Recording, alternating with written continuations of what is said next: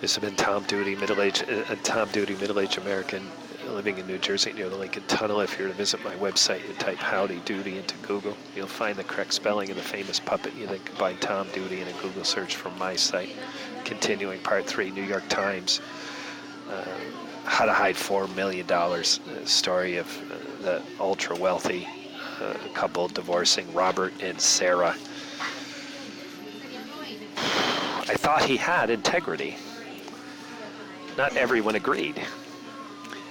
In 1999, the Florida Attorney General sued to shut down Key Credit Express, saying that it misled customers into thinking they would receive pre-approved credit cards. In fact, all they got was money listed on banks that might give them credit cards. Some years after Key Credit Express shut down, the Florida Attorney General came after Xacti club businesses, claiming that Robert companies had again misled customers.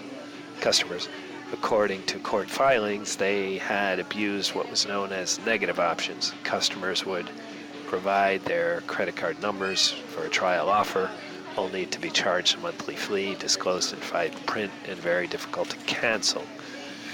In 2010, Robert, on behalf of his company, signed an agreement with the Florida Attorney General promising to abstain from deceptive marketing practices, but officials in Iowa, Oregon also began scrutinizing the businesses. Despite Robert's promises, consumer complaints continue to pile up. In 2013, Florida Attorney General finally sued Xacti and its club businesses, extracting a $500,000 settlement. When the investigation began in 2009, Sarah was living with the two children in Boca Raton, but Robert lived on integrity in the Bahamas, unable to join them. He had overstayed his earlier visa in the United States, and it denied him a green card. The denial in the investigations enraged him. Sarah told me he employed dozens of people in Florida, and he fumed. He had provided the United States millions of dollars in tax revenue. He told his wife their businesses were being unfairly harassed by bureaucrats. Going forward, Sarah explained he wanted to pay as little tax as possible to the United States. In 2012, they went into contract on a penthouse in Toronto, hoping to unite the family eventually in Canada and establish residency for Robert there. While it was being renovated, they bought yet another boat, a 165-foot yacht named Déjà Vu, and they spent a year sailing around Europe and the Caribbean with tutors for the kids, but their relationship would soon grow strained.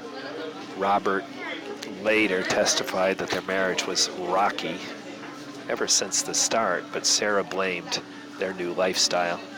Somewhere along the way, she told me, Robert had fallen into a tribe of wealthy, globe-trotting nomads and minor celebrities. He befriended Kevin O'Leary, a judge from Shark Tank, she says, and partied at the Maya-themed Lyford Cay estate of Peter Nygard, a Finnish-Canadian retail mogul. Robert's money and his boat attracted hangers-on and women, Sarah said. By his wife's account, some of Robert's new friends also began tutoring him on how to minimize his taxes. Robert himself declined to comment for this article, as did most of the lawyers, accountants, and financial advisors named in court records. He traveled constantly. Sarah, in part to reduce the amount of taxes he would be required to pay to any of the countries where he owned a home. At the time, Sarah told me he regarded these efforts, spearheaded by a well-known Florida accountant firm, Daszkal Bolton, as overboard tax planning. But the court records suggest that Robert had begun exploring how to structure his businesses to insulate himself not just from taxes, but also future civil litigation. I want a hand in writing a statement he wrote to his lawyers that I can no longer be subject to Florida or U.S. law. Take every step necessary, he added, to remove myself from the country of evil.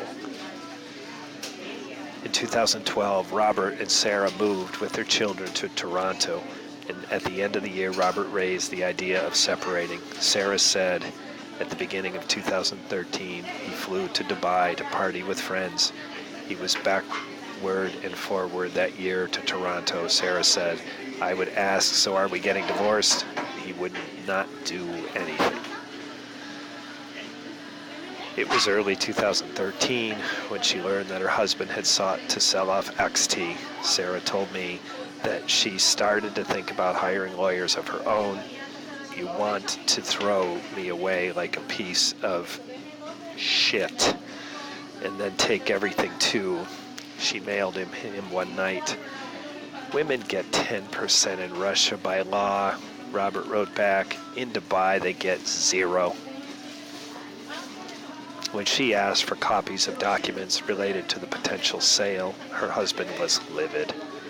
I am closing out all checking accounts on you now, he texted her. You aren't going to use funds to pay some Jewish lawyer. That night, he cut her off XT email account. We will file papers as I no longer own anything of value. Get nothing, start a new company later in life, he wrote. Was it really worth it? One divorce attorney urged her to settle with her husband as soon as possible, or else risk losing everything. Another told her the case would be too daunting for the normal family lawyer, even in South Florida, where high-priced divorces are common. Eventually, she found herself in the office of Jeffrey Fisher. Fisher was not a normal lawyer, not a normal family lawyer. Early in his career, at the height of the South Florida drug wars, he worked for the United States Attorney Office in Miami, prosecuting cocaine smugglers and money launderers.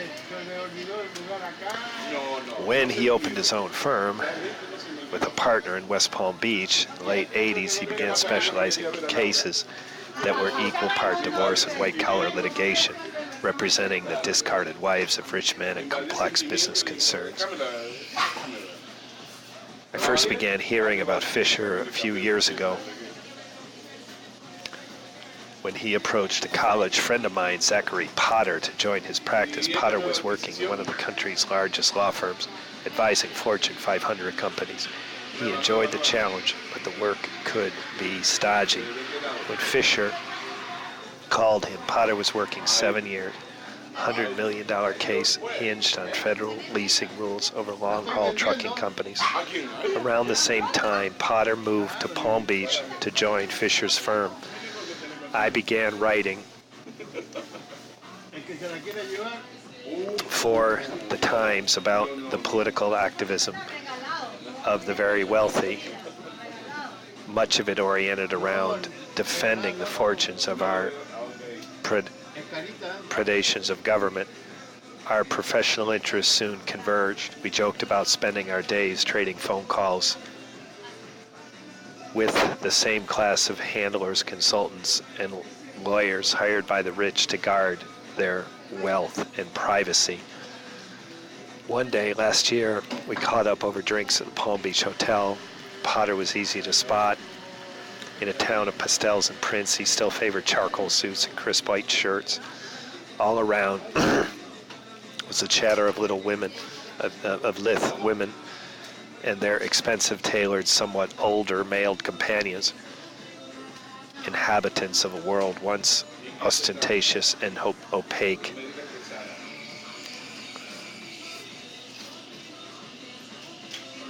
This has been Tom Doody, middle-aged American living in New Jersey near the Lincoln Tunnel.